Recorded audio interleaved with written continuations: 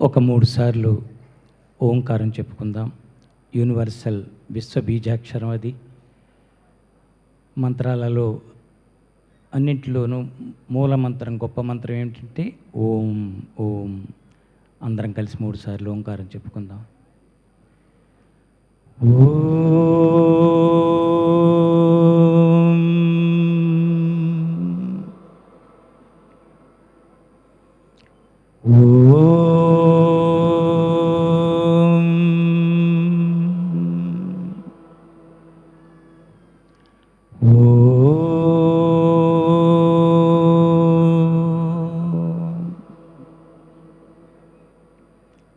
శ్రీ గురుభ్యో నమః, సద్గురుభ్యో నమః. Claps to Patriji. ఎస్, గట్టిగా హాయిగా.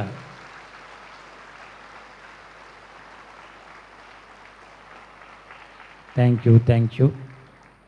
ఎందుకంటే నాకు మీతో, మీరు నాతో చక్కటి అనుబంధం ఉన్న సందర్భాలు ఎన్నో చక్కగా నా జీవితంలో ఉన్నాయి.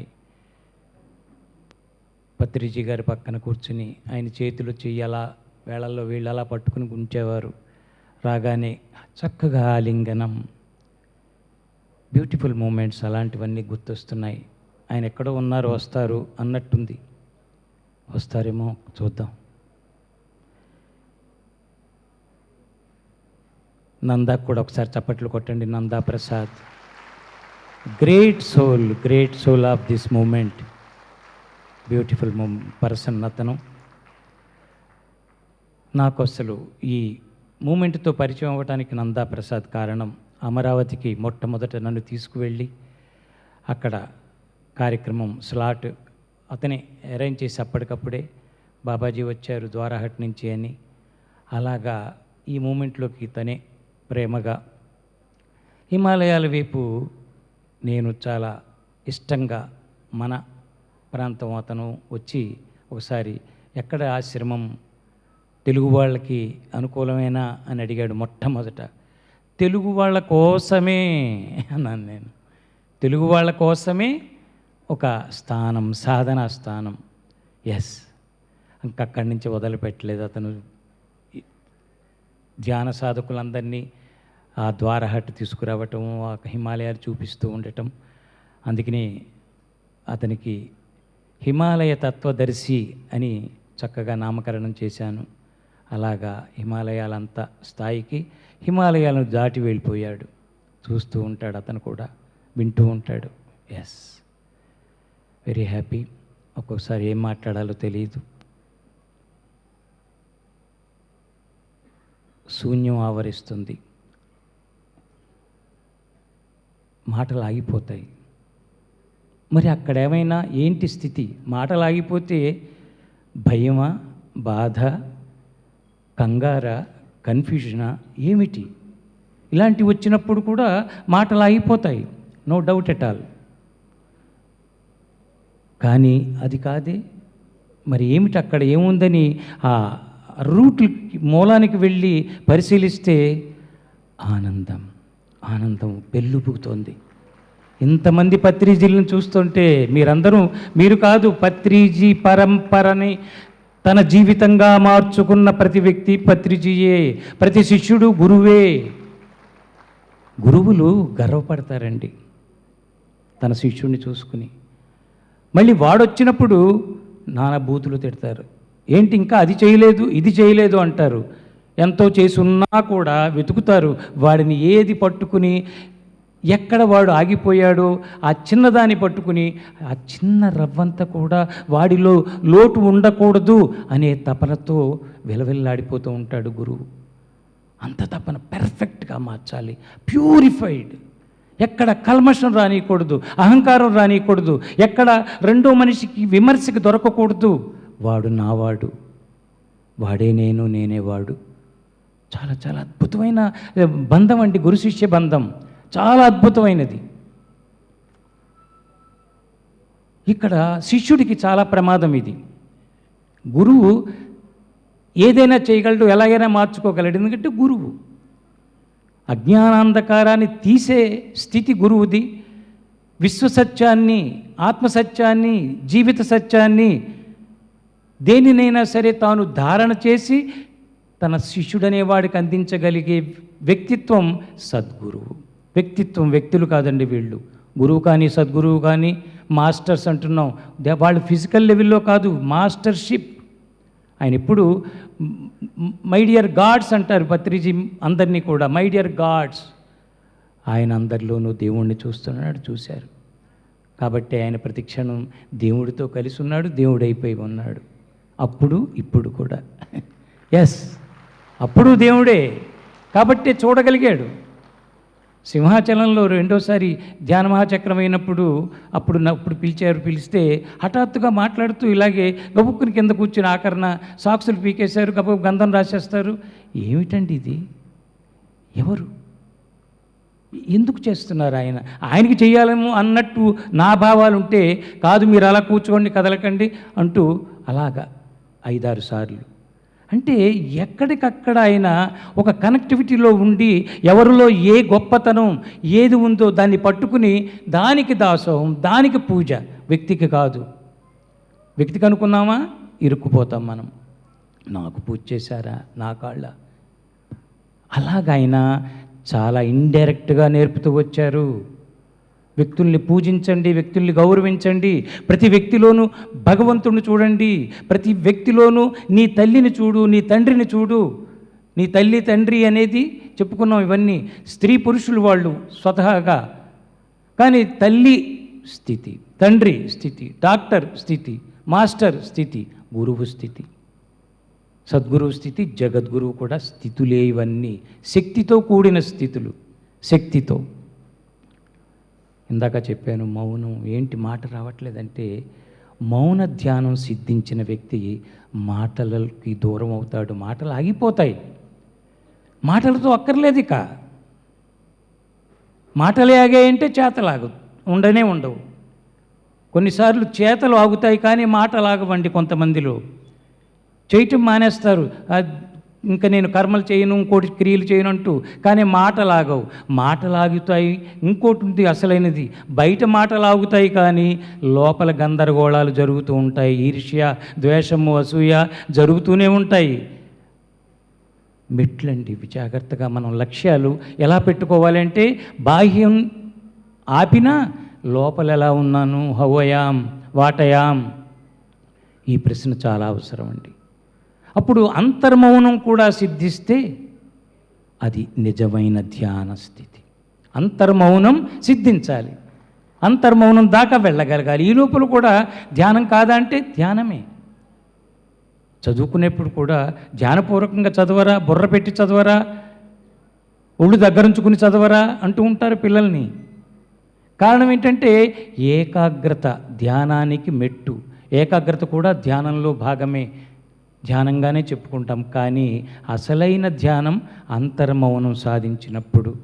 ఈ సంవత్సరం చక్కగా మౌన ధ్యానం అనేది లక్ష్యంగా పెట్టుకున్నారు పిఎస్ఎస్ఎం మూవ్మెంట్. గ్రేట్ ఆఫ్ ఈ సంవత్సరం చాలా గొప్ప సంవత్సరం. మౌన ధ్యానం కావాలి మనకి. క్రియ, నిష్క్రియ 2 స్థితులు ఉంటాయి. క్రియాయోగం గురించి చెప్పక్కర్లేదు, ఈ మధ్యన బాగా చాలా ప్రచారంలో ఉంది. నేను ఉంటున్న ప్రాంతంలో బాబాజీ, మహావతార్ బాబాజీ, లాహిరి గారు వీళ్ళందరూ కలుసుకోవటం, అక్కడ గడపటం, ఆ ద్రోణగిరి పర్వతానికి వచ్చి అక్కడ వారికి ఇనిషియేషన్ దీక్ష ఇవ్వటం.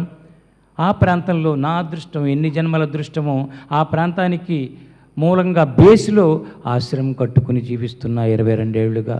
ఎక్కడిదండి యోగం?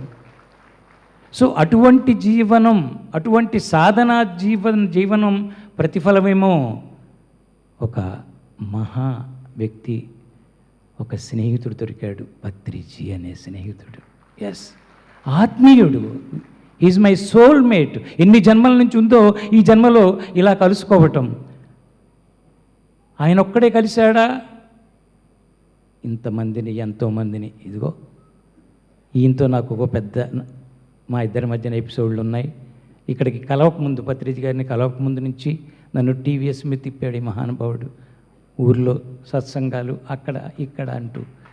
ఇలాగా ఒక మనిషి ఉన్నత స్థితికి వెళ్ళటానికి మళ్ళీ ఇక్కడ చిన్న ఈ కర్మ ఎలా ఉంటుందంటేనండి, ఎరుక అనే కర్మ సత్యాలు, ఒక సత్యం వస్తుంటే పక్కన ఇంకో 4 సత్యాలు వస్తాయి.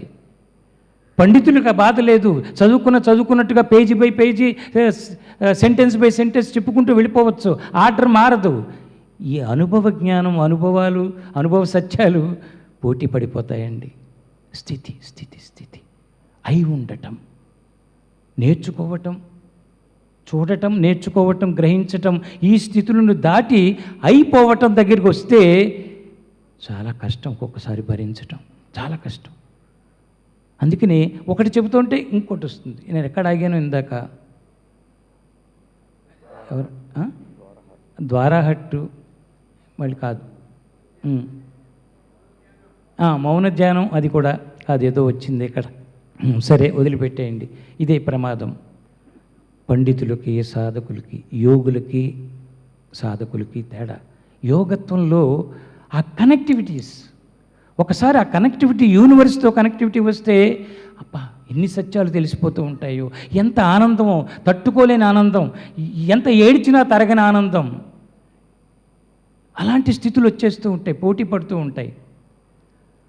అలాంటి స్థితులు అనుభవిస్తూ ఉంటే ఒక్కొక్కసారి నేను మాట్లాడగలనా ఆ డయాస్ మీదకి?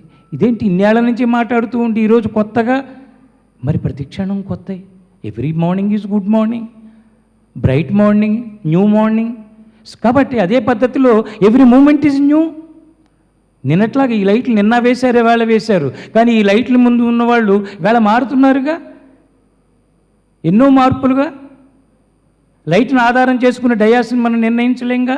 అలాగ మన జీవితంలో కూడా, జీవితం అనే వేదిక మీద మన నటన, నాటకం, ఇవన్నీ కూడా ప్రతి క్షణం మారుతూనే ఉంటాయి. మార్పుని పట్టుకోవటమే ధ్యానము. ఆ మార్పుని, ఆ టింజి, ఆ పాయింట్, ఆ ధాతువుని పట్టుకుంటే అయిపోయాడు. ఎందుకంటే దాన్ని పట్టుకోవాలంటే వర్తమానంలో, ఈ క్షణంలో, లివ్ హియర్ నౌ అంటాడు. ఈ క్షణంలో నువ్వు జీవిస్తేనే దొరుకుతుంది. శ్వాస మీద ధ్యాస ఎంత గొప్ప పాయింట్ అండి అది. ఎందుకంటే శ్వాసకి పాస్ట్ శ్వాస, ఫ్యూచర్ శ్వాస లేవు, ఉండవు. పాస్ట్ శ్వాస అంటే ఒకడెవడో బతికున్నాడు, చనిపోయాడు, వాడు వెళ్ళిపోయి అప్పుడు పీల్చిన శ్వాస, వాడు ఇప్పుడు పీల్చట్లా లేడనమాట. కాబట్టి ఇప్పుడు మనం ఉన్నాము, ఇప్పుడు శ్వాసతో కలిసి ఉన్నాము అంటే you are perfectly here and now as you are. నువ్వై ఉన్నావు, పట్టుకో, నిన్ను నువ్వు పట్టుకో. అసలు నువ్వు అదే, అసలు నువ్వు ఇప్పుడు జరుగుతోంది, జీవించి ఉన్నావు, అలైవ్. నిన్న జీవించటం, మొన్న జీవించటం అది జారిపోయిన జీవితం, ఇంకోటి ఊహకి అవుతుందో లేదో తెలియని జీవితం రేపటిది. ఇప్పుడు జీవించి ఉన్నావు అంటే ఎలా ఉన్నావు పట్టుకో, చాలు. అక్కడ ఆగితే చాలండి అద్భుత ధ్యానం. అక్కడ ఆగినప్పుడే, అక్కడ ఆగి చూస్తున్నప్పుడే, అక్కడ ఆగి గ్రహిస్తున్నప్పుడే, అక్కడ ఆగి తన లోపలికి తాను వెళ్ళినప్పుడే మౌన ధ్యానం జరిగిపోతూ ఉంటుంది, దొరికిపోతుంది. దొరికిపోతుంది. దానికి పెద్ద కష్టపడక్కల్లా. ఇక్కడ చేయాల్సిందల్లా వర్తమానంలో ఉండటం. కోతిలాగా ఈ కొమ్మ మించి ఆ కొమ్మ మీదకి ఎగిరే కోతి లాంటి మనసు అది ఎగురుతూ ఉంటుంది, అది ఒక చోట ఉండనీయదు. ఇక్కడ ఉంటే ఇంటికి వెళ్ళిపోదాం ఉంటుంది, కాఫీ ఇస్తే టీ లేదా అంటుంది, టీ ఇస్తే కాఫీ లేదా అంటుంది. దాని ఇష్టం, దాని చంచలత్వం. అటువంటి మనస్సుని మన ఆధీనంలోకి తెచ్చుకున్నప్పుడే ఇక్కడ ఇప్పుడు ఈ క్షణంలో ఉండగలుగుతాం. హిమాలయ సందేశాలండి. బాబాజీ దర్శనం 3 సార్లు ఫిజికల్గా పొందాను. సాయిబాబాని ఆ తండ్రి దయ చాలాసార్లు. ఇప్పుడు వస్తాడు సుమా అంటే వచ్చేసేవాడు. ఈరోజు నాకు నా సాయిబాబా, నేను 40-50 ఏళ్ళ నుంచి సాయిని పట్టుకున్నాను కనుక ఎవరికి, ఏ భక్తుడికైనా నా రాముడు, నా సాయి, నా పత్రిజ కూడా వస్తాడు ఏదో ఒక రూపంలో. నా పత్రిజీ. ఆ connectivity makes everything possible, everything and anything possible. అసాధ్యం లేదు సాధకుడికి, ధ్యానికి, భక్తుడికి, నిజమైన అసలైన భక్తుడికి. సద్భక్తుడు, సత్శిష్యుడు. ఇక్కడ సత్ అనేది జోడించబడితే సత్యం, వాళ్ళకి అసాధ్యం ఉండదు. చాలా సంతోషం. టైం చూడండి, చాలా చెప్పారు. ఏదో కొంచెం షెడ్యూల్స్ ఉంటాయి కాబట్టి నేనేమైనా టైం దాటుతుంటే కొంచెం చెప్పండి హాయిగా.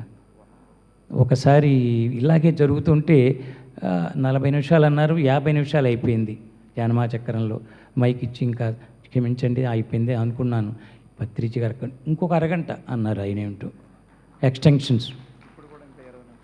ఇగో ఇప్పుడు ఈయన రూపంలో 20 నిమిషాలట.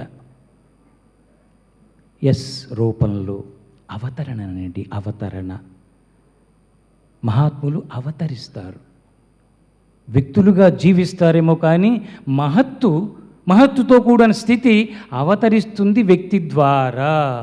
అలా వచ్చిన వాళ్ళే సాయిబాబా కానీ వీళ్ళందరూ కూడా, జీసస్ కానీ వీళ్ళందరూ కూడా అవతరించారు. వాళ్ళు చూడటానికి వాళ్ళు ఇక్కడ అక్కడ ఆ ఊరని ఏవో ఇన్ఫర్మేషన్ అడ్రస్లు చెప్తారు. అందరికీ అడ్రస్సులు ఉన్నాయి. అడ్రస్ ఉన్న ప్రతివాడు గొప్పవాడు అయ్యాడా? అడ్రస్సును కూడా దాటితే, తనను తాను దాటితే మహత్తు బయటకు వస్తుంది. అటువంటి మహత్తుని తీసుకొచ్చిన వ్యక్తిత్వం పత్రిజీ అనే వ్యక్తిత్వం. పత్రిజీ ఎందుకంటే ఆయన పక్కన కూర్చుని ఆయనతో గడిపి, నేను ఇప్పుడో మరి తెలియట్లేదు, రాయటం పోయిందండి. నేను జర్నలిస్టుని, ఎన్నో రాశాను అక్కడ. మయూరి, చిత్రభూమి, ఆదివారం 3 పత్రికలు ఎడిటర్గా నడిపాను. వారానికి 3 పత్రికలు మార్కెట్లో పెట్టడం అంటే మామూలు విషయం కాదు. అలాంటి వాడిని మధ్యన రాయటం పోయింది, మాట్లాడటం తగ్గిపోయింది. 5-6 ఏళ్ళు అయిపోయింది మీకు దూరమై, రావట్లే ఎక్కువగా బయటికి కూడా. ఏమవుతుందంటే ఈ మహత్తు అర్థమైనప్పుడు, పరమసత్యం అర్థమైనప్పుడు, పత్రిజీ గారు లాంటి వాళ్ళ పక్కన గడుపుతూ మేము ఇద్దరం ఆయన కూర్చున్నప్పుడల్లా కళ్ళల్లో కళ్ళు పెట్టి అలా చూస్తారు 5 నిమిషాలు. ఇక్కడేమో బజ్జీలు పెడుతూ ఉంటారు, అది తినాలా ఈయన చూడాలా. మిరపకాయ బజ్జీలు పెట్టేవారు. పెడుతూనే మళ్ళీ చిన్న సరసం. భలే ఉంటాయండి కొన్ని జ్ఞాపకాలే మనిషిని బతికిస్తాయి. జ్ఞాపకాలే మరుజన్మకి బంధాలు అవుతాయి, సరైన జ్ఞాపకాలు. అందుకనే జ్ఞాపకాలను గ్రాప్ చేయాలి, పట్టుకోవాలి. మంచి జ్ఞాపకం జాగ్రత్తగా బదిలిపరుచుకుంటే అది ఆ జీవితం అవతారంగా మారిపోతుంది. అలాంటి ప్రయాణంలో మనం అందరం ఉన్నాం. చాలా చక్కగా ఒక్కొక్కరు ఒక్కొక్క సైనికుల్లాగా ఆయన ఉన్నప్పుడు ఒక ప్రయాణం అది చూశాను. కాబట్టి 10-12 ఏళ్ళు ప్రతి ధ్యానమా చక్రానికి వచ్చాను, అప్పుడు చూశాను. ఇప్పుడు ఆయన వెళ్ళాక కూడా చూస్తున్నా. ఇప్పుడు ప్రతి వ్యక్తిలో దూరాడు ఆయన. ఇక్కడ కూర్చొని అక్కడ చేయించేవారు అప్పుడు, పరోక్షంగా ప్రత్యక్షంగా. ఇప్పుడు వ్యక్తుల్లో దూరిపోయాడు ఆయన. ఇప్పుడు ఎక్కడ లేడు అందాం, ఎక్కడ ఉన్నాడు అని అడగట్లేదు, ఎక్కడ లేడు అనాల్సి వస్తుందండి. ఎందుకంటే mission PMC, hats off, great claps to PMC. ఎందుకంటే మొదటి బ్రోచర్ విజయనగరంలో తీసుకొచ్చి నవకాంత్ వాళ్ళు వెళుతూ ఆనందపురంలో బాబాజీ ఇలా ప్రారంభం చేస్తున్నాం, ఇగో ఇది అని కొన్ని చెప్పిన రోజు ఈ రోజుకి ఈ రోజున ఎన్నో భాషలలో మన పిఎంసి, ఎన్నో భాషల్లో ఊహకందవు ఇలాంటి విజయాలు. అసలు సాధ్యమేనా? సాధ్యమే.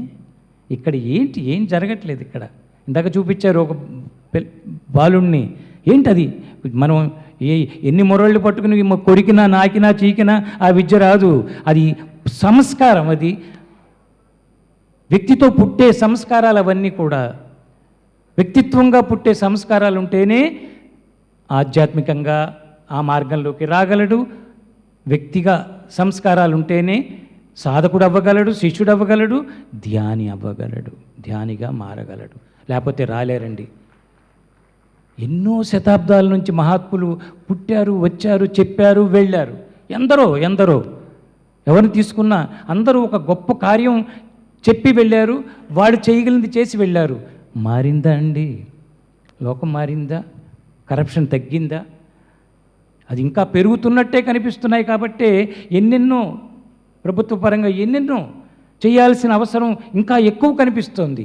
అయినా కూడా ఇంకో కోణంలో చూస్తే చాలా గొప్ప మార్పు ఉంది. ఇదిగో ఈ వేదిక యజ్ఞం. ఎవరు చెప్పారు నీ యజ్ఞం? ఎవరు చెప్పరు, బయట నుంచి చెప్పేది కాదు, ఎవరికి వారే మీరందరూ నిర్ణయించుకున్నారు. మహాయజ్ఞం సంకల్పం 7 రోజుల పాటు జరుగుతుందంతే. యోగం ఉన్న వాళ్ళు వస్తారు, తీసుకుంటారు, వాళ్ళు వెళ్ళి మళ్ళీ ఇంకొకరికి పంచుతారు. అంతే ప్రణాళిక, ఇంతకంటే ఇక్కడేమీ లేదు. ఒకసారి నర్సీపట్నం వెళ్తుంటే నంద ఫోన్ చేసి సార్తో మాట్లాడుతూ, మేము వేదానంద బాబాజీతో వెళ్తున్నాం పాకలపాటి గురువు గారి ఆశ్రమానికి అంటే, ఒకసారి ఈ అని చెప్పారు. చెప్పగానే ఏంటి స్వామి ఎలా ఉన్నారు అంటే, అయ్యా మీరు బాగా తిరగాలి అక్కడ, మీతో చాలా పని ఉంది మాకు అన్నారు. అలాగే 60-70 పైగానే పిరమిడ్లు ఓపెనింగ్లో నంద అటులాక్కెళ్ళి ఇక్కడికి లాక్కెళ్ళి కార్యాలు ఇవ్వబడ్డాయి భగవంతుడు నా గురువుల ద్వారా. అలాంటి కార్యం ఈరోజు మీ అందరినీ కలవటం, మీతో గడపటం చాలా ఆనందంగా ఉందండి. ఏంటి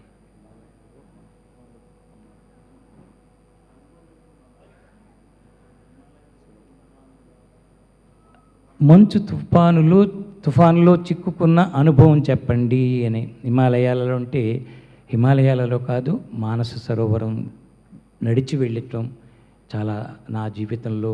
పత్రిజీ గారి కామెంట్ చెప్పాలి ఈ విషయంలో. ఒకసారి అన్నారు, ఆంధ్రప్రదేశ్లో ఒకే ఒక వ్యక్తి హిమాలయాలు, అది మానస సరోవరం కైలాసం గురించి పరిశోధన చేసిన తెలుగువాడు ఒకరున్నారండి, ప్రణవానంద అని బాబాజీ. ఆయన తర్వాత రెండో వ్యక్తిని మిమ్మల్ని చూస్తున్నా ఇంత తెగిచ్చారా, మరణానికి సిద్ధపడటమే అది అందరితో అయ్యేది కాదు అని చెప్పారు. అలాంటి నిజమే 3 సార్లు కాలినడకన సంచి తగిలించుకుని చొక్కా కూడా బరువు అయిపోతుంటే తీసైనా ఉంచుకోనా అన్నట్టుగా ఆ ప్రయాణంలో ఎన్నో అనుభవాలు. సార్కి ఊరు వెళ్తుంటే ఆ పుస్తకం ఇచ్చారు హైదరాబాదులో మన వాళ్ళు. ఇమ్మన్నాం, ఆయనకి ఇస్తే ఇదా వేదాంత బాబాజీ అని తీసుకున్నారట. ఫ్లైట్కి ఢిల్లీలో దిగేటప్పటికి మొత్తం చదివేసి, మా పద్మ ఇక్కడే ఉన్నారు ఆవిడ, తల్లి నాకు బంగారు బిడ్డ, ఆవిడ వాళ్ళకి ఫోన్ చేసి ఈ పుస్తకం చదివాను, మీరు వెంటనే ఆయన కలవండి, ఈ పుస్తకం అందరూ చదివేలా చేయండి అని ఆవిడకే చెప్పారట. అంటే గంటన్నరలో చదివేశారు. ఇంకా దాని గురించి ఎన్నిసార్లు చెప్పారు. అలాగా కైలాసం వెళ్ళినప్పుడు ఆ నడక విధిలో చాలా మంచు కురిసింది. ఆ తాకలాకోట నుంచి మేము నడిచి వెళ్ళటం అయింది. ఒక లారీ దొరికింది కానీ మధ్యలో దింపేసేటప్పటికల్లా దారి తెలీదు, ప్రోగ్రాం ప్లాన్ లేదు, ఒక్కడేనండి. నిజంగా జీవితంలో ఇప్పుడైతే వెళ్ళలేను, అదేదో పిలుపు వచ్చింది, వెళ్ళాను. అప్పుడు ఏమైందంటే మంచి ముందు సగ్గుబియ్యం గింజల్లాగా మంచు పట్ట మొదలైంది. పడుతోంది అనుకున్నాం. నాకు ఎవరు అప్పుడు ఏం చెప్పలేదు, ఏం పట్టుకెళ్ళాలో. సాధువులు నాగాబాబాలు వాళ్ళ సలహా ఏమిటంటే, ఒక ప్లాస్టిక్ గుడ్డ పట్టుకెళ్ళండి చాలు, అది ఎక్కడ వర్షం వస్తే అది కప్పుకొని కూర్చోవటమే అని చెప్పారు.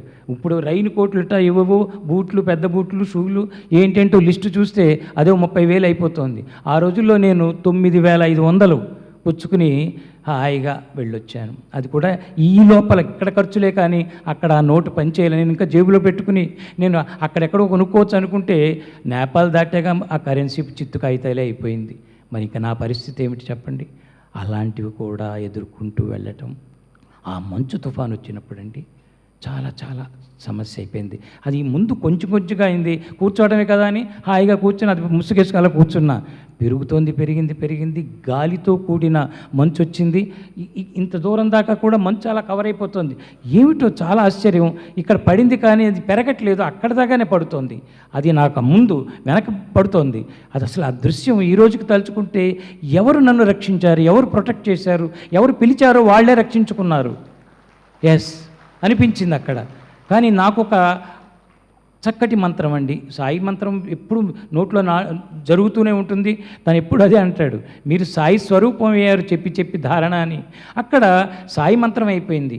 ఇంకొకటి నాకు చాలా ముఖ్యమైన మంత్రం, అవధూతల దర్శనం దగ్గర వాడుకుంటా, దిగంబర శ్రీపాద వల్లభ దిగంబర. అది కూడా చెప్పుకుంటూ ఉన్నా. ఇంకా ఏదేదో అయిపోతుంది.